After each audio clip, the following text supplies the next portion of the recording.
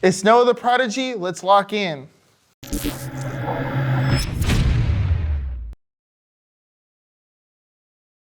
My name is Noah the Prodigy, known as Noah Solis from Lompoc, California, J Street. When I was 7 years old, and my dad bought the game at a Blockbuster, and he rented it out, Street Fighter. Which Street Fighter was it? Street Fighter 4, yes. So your first fighting game was Street Fighter 4? Yes. Yeah, I immediately loved Street Fighter. I love playing the game. I like the competitiveness, and I like the trash talk. Just me and my brothers in the hood talking shit. My dad had this dude named Otis in the hood. He played Sagat, and he was really good, and I couldn't beat him. And that was a challenge for me because I couldn't beat Otis. He was like really good. And that was a good challenge for me. It made me competitive and it made me want to beat him. When did you end up beating him then? Otis? It took me a minute. I'm not going to lie. I used to that was really my bracket demon was Otis. It was my dad's friend. No, my dad comes from a sports background. He played football. He just likes competitive things. He doesn't like soft stuff. So if it's competitive and it's like a fire drive or like a high spirit, he likes that. So if it's competitive and it builds you a good mental, he'll encourage it. The first tournament I ever went to was at the Blockbuster actually in Lompoc. And that's where my brother gave me the name Noah the Prodigy. And I did really good at that tournament, but I think I lost early. No, I didn't lose early. I got like third place or second. And my dad was like, man, we could really do something. Okay, how old were you in this tournament? 8 years old, 8 to 7. Okay, so from that point onwards, you were like, all right, that might be my thing, right? Yes, I knew it. No, my dad and brothers, they're the ones who actually looked into it. My first tournament ever was, we used to go to Santa Barbara tournaments, the locals. And then my first big tournament was Revelations 2011.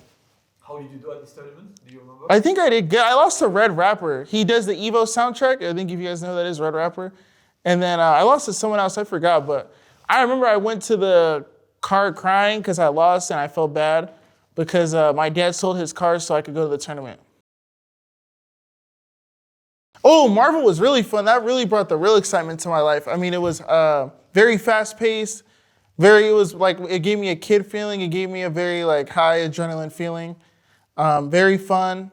And it just fit my playstyle with Hulk, Sentinel, and Wesker. All right, so from Marvel, when you got Marvel, were you immediately thinking, yeah, I'm getting competitive on this? Yes, I knew because of the crowd. I like the loud crowd and the crowd screaming and the cameras. I always liked this since a kid. Yeah, because the first time I saw you, the first time Marvel saw you was more Marvel than Street Fighter. Yes. That was kind of your stuff.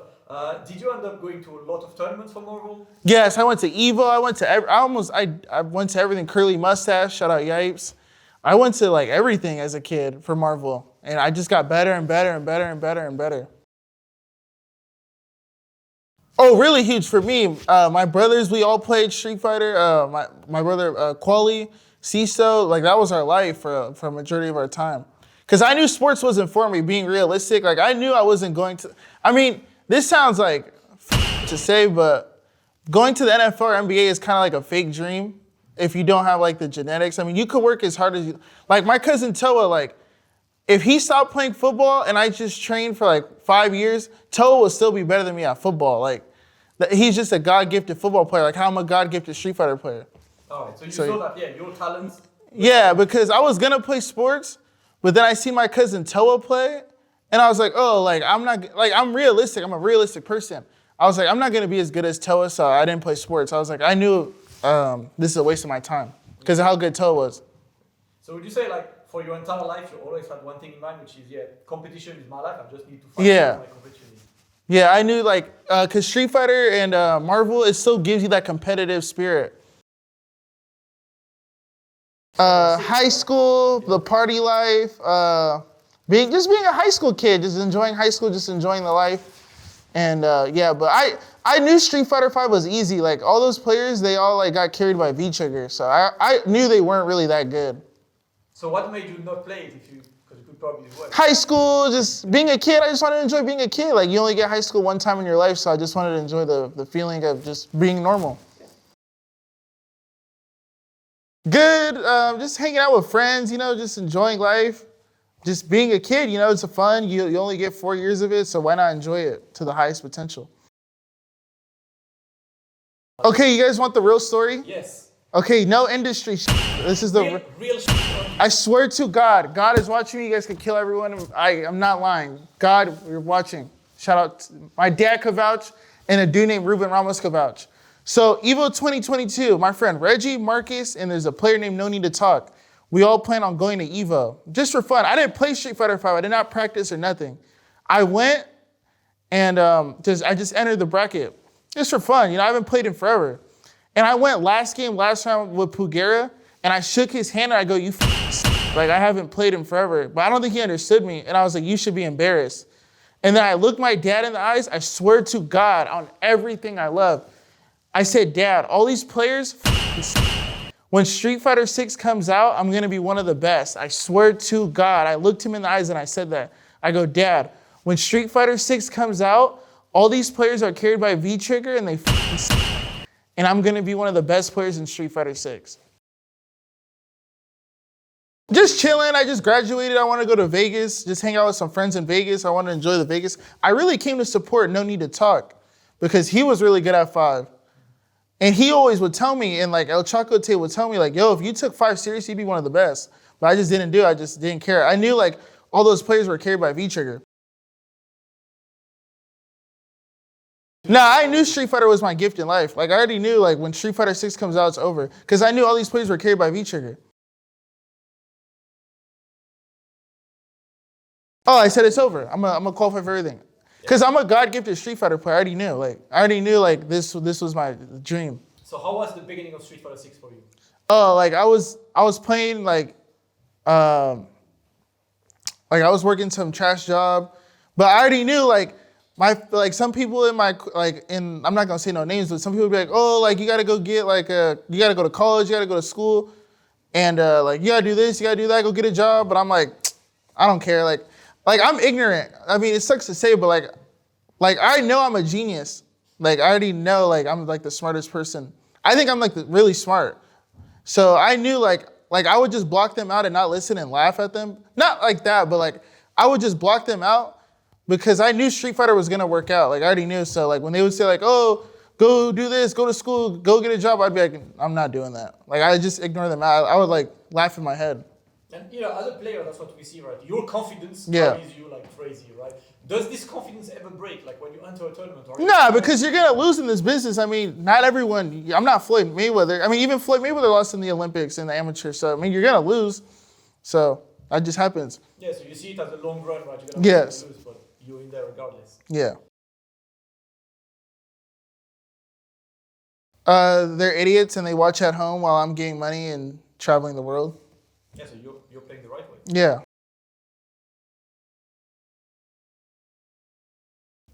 My dad would be like, I told you so. My dad would talk hella shit, but honestly, I just went with the flow. But I already knew like this was my gift in life. Like God made me a Street Fighter player. So going all the way to France for the mix-up, like when you qualified for EWC, I know that was a big objective. Yeah. Like, your pop-off was ridiculous. That's my favorite pop-off on this one. When you won this, like, how do you feel? Were you like, yeah, that's it. It's like, we are there right now. It's time to make that. Like the mix-up? Yes. Oh, dude, that was the hardest tournament. That's the hardest run of my entire life. I don't think I'll ever do, like, I'm just being realistic. Like, I went through too many S-level players. Like, I don't think I'll ever do that run again. That was too crazy, bro. Like, that was like war. Like, I was really going to war that day. Oh, well, Mike Ross would always tell me, like, when I, like, didn't have that much money or, like, when I, like, first started off, Mike Ross was like, oh, like, I would think he was crazy. He was like, he'd be like, oh, like, I know how your career's going to pan out. Like, I already know how your career's going to go. Like, just trust me, get your passport. Like, don't listen to your family. Like, just play Street Fighter. Like, I already know how your career's going to work out. Like, you're going to qualify for everything. Like, you're going to win EVO one day. Like, you're going to qualify for the World Cup. But I would think he's crazy. Like he was like, oh, yeah, like, I think you're the best in U.S. right now. Like, Mike Ross would just put this in my head. I'd be like, whoa, you're crazy, bro. But that, like, I would really self-doubt myself on that because he was talking crazy. Like, he would be like, oh, like you're the best in America right now. Like I already know how your career's gonna pan out. I've been in this business for so long, and I already know how this goes. Like they're not gonna like you. Da, da, da, da. And I'd be like, yeah, Mike. Like he was like, yeah, but you're gonna qualify for everything, and you're gonna be the best. Right, So shout out Mike Ross. I just met him in a stream one day, and we just met it off, and then he like always believed in me. He was like, oh yeah, like Cien said you're the future, and yeah, that's how it really went. Like I played Mike, and he goes, oh yeah, you're gonna be one of the best in the world, like really soon, really quick. Oh, huge, and I really want to give a big shout out to Latif. If it wasn't for Latif, I don't know where I'd be right now. If it wasn't for Latif, I don't know where I'd be right now. No, I don't care. I just play. Like I like my boss. He believes in me. He goes like, you're the best in the world. So like, just play. But I want to give a really huge shout out to Latif, man. If it wasn't for Latif, I don't know where I'd be right now. Like I don't know. It was really fun. I was really excited when my group came out. Like I knew I would sweep that group. I was very confident in that group. I really loved the group they gave me. I already knew I would make it out of that group. So you made out. You had a pretty good performance. Were you happy with that performance, or were you looking for more? I went 3-2 with Xiaohai last game, last round, and he won it all. That kind of made me a little salty because I feel like I would have won World Cup if I would have beat him. But I mean, my time is coming. I mean, he's been playing for years. He's a KOF champion, and I haven't played professionally since I was like 8 years old. So like, I knew like my time is coming, so I'm not worried. Oh, I be texting girls. Like I get my mind off the game. Like I just chill, FaceTime some girls, and like just get my mind off the game, watch some film, play. A big chilling and then looking for the tournament. Yeah, and then I win. That was an amazing moment. I got to fly my dad out. My brother came, his girlfriend came. Shout out Peng, shout out Cisto. That was tight. That was an amazing experience, man. That was that was a life-changing moment. What was life-changing about that moment? Seeing my dad, just him seeing there, watching in a bigger, packed-out arena.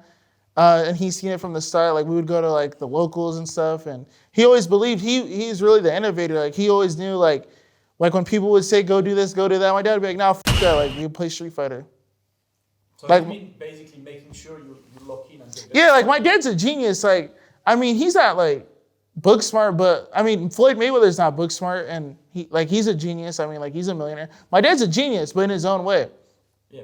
So how involved has he been in your training and everything? Oh no, my dad doesn't know shit about Street Fighter. I actually hate when he like tries to talk to me about Street Fighter because he doesn't know anything. I love my dad to death, but he's a good mental coach, better than a Street Fighter coach. Like when he speaks Street Fighter, I don't listen.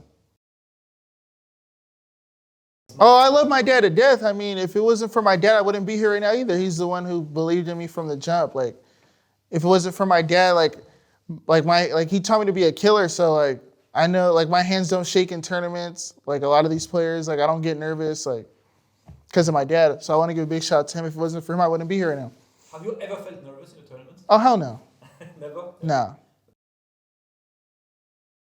Oh, before well, Twitter pissed me off before Capcom Cup because they were talking shit with the Chris CCH thing, and they were posting my Street Fighter League record.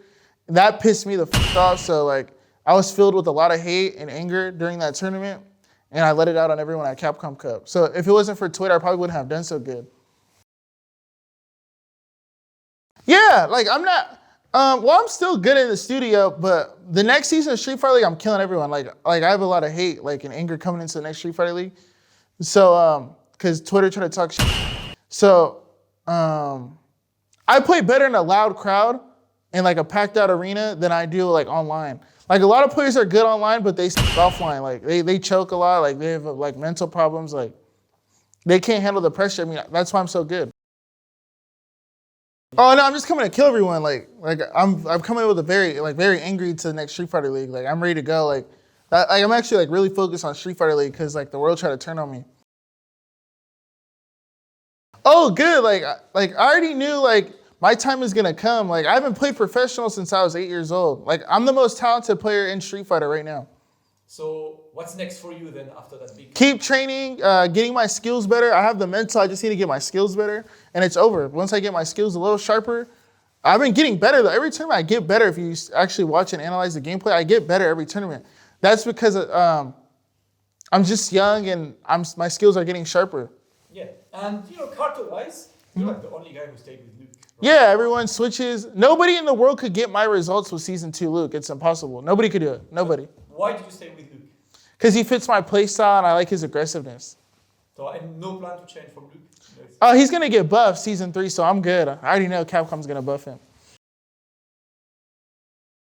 Getting a solid secondary for the bad matchups, and just getting my skills sharper. Once I get my skills sharper, it's over for everyone.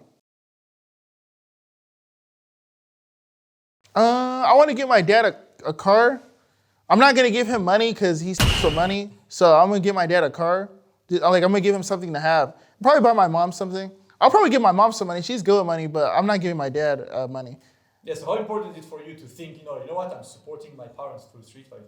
It feels amazing, man. I already knew all this would happen. Like, I'm a genius. Like, I'm not stupid. I knew, like, when people would say, like, go get a job or go to college, I would, like, laugh in my head. Like, I wouldn't listen.